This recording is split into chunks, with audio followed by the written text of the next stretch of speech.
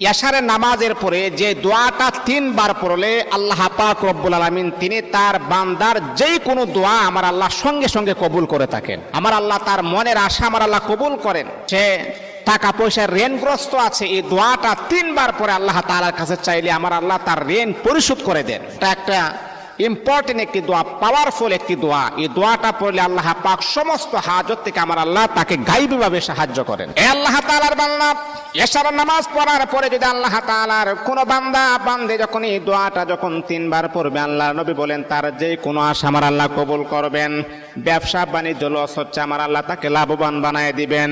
মনের আশা কবুল হচ্ছে না, আমার আল্লাহ মনের আশা কবুল করে দিবেন।